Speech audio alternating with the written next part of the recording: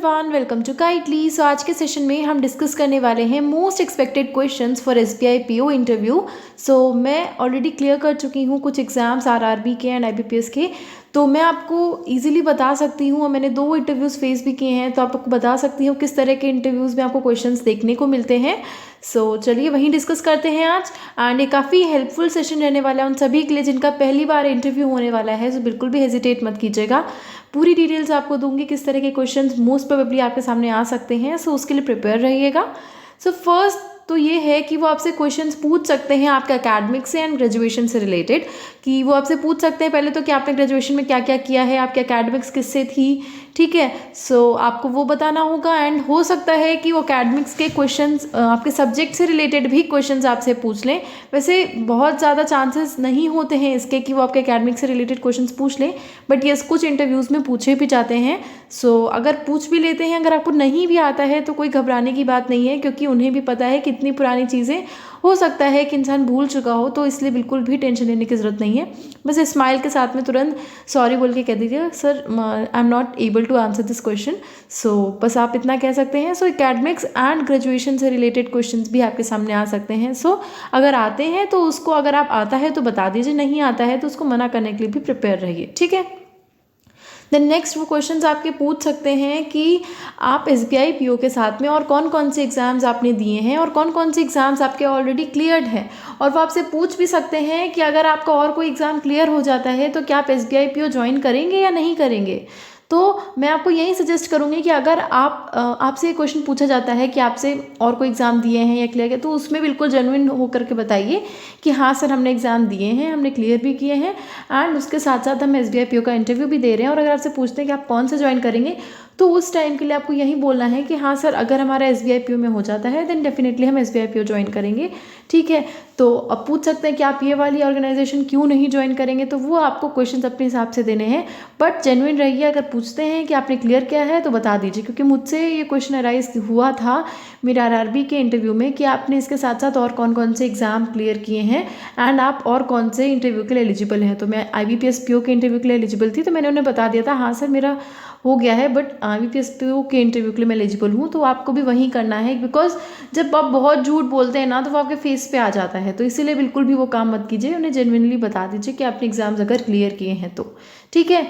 Then next वो आपसे banking terms related questions भी पूछ सकते हैं, बिकॉज बैंकिंग का इंटरव्यू है, बैंक रिलेटेड इंटरव्यू है, तो आपसे बैंकिंग टर्म्स तो पूछने ही चाहिए। तो इसीलिए reverse repo rate, bank rate, MSF and so on, इस तरह के क्वेश्चंस आपसे पूछ सकते हैं। तो अब मैं आपको जनरली बताऊं तो मेरे आरआरबी पीओ के जो इंटरव्यू था उसमें मुझसे इंटरव्यू में पूछे गए थे बैंकिंग टर्म्स, ठीक है। बट मेरे आईबीपीएस पीओ के इंटरव्यू में मुझसे नहीं पूछे गए थे बैंकिंग टर्म्स। उसमें मुझसे सिर्फ जनरल चीज़ें पूछी गई थी कि 5 ऐसी कौन सी फीमेल सेलिब्रिटीज़ हैं जो आपके इंटरनेशनल लेवल तक फेमस हैं, तो वो पूछा था। बाकी कुछ ऐसी ही चीज़ें पूछी थी, जनरल चीज़ें पूछी थी, कुछ भी बैंक रिलेटेड नहीं पूछा था। So that completely depends on the interviewer कि वो आपसे किस तरह के क्वेश्चन पूछना चाहते हैं, किन चीज़ों पे क्वेश्चन पूछना चाहते हैं।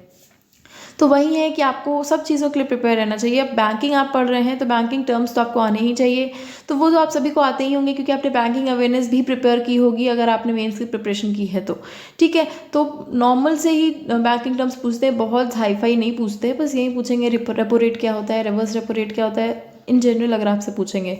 बाकी अगर कोई इंटरव्यू बहुत डिटेल में पूछना चाहता है तो उनका नहीं कह सकते, बट हाँ जनरल चीज़ें ही पूछी जाती हैं।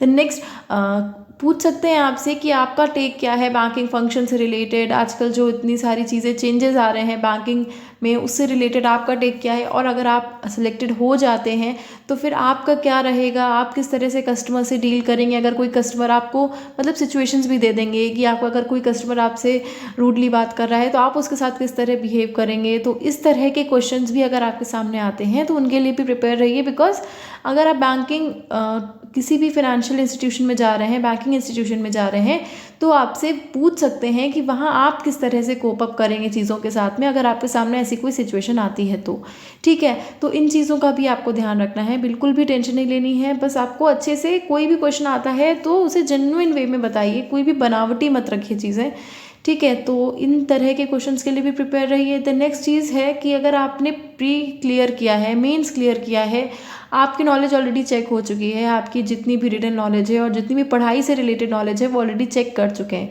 यहाँ पे सिर्फ और सिर्फ आपका कॉन्फिडेंस देख रहे हैं कि अगर आपसे कोई क्वेश्चन पूछा जा रहा है, अगर आपका उसको आंसर नहीं आता है तो आप किस तरह से बिहेव करेंगे या किस तरह से आप उसे मना करेंगे या आप हेजिटेट करेंगे या क्या करेंगे, कॉन्फिडेंट रहेंगे।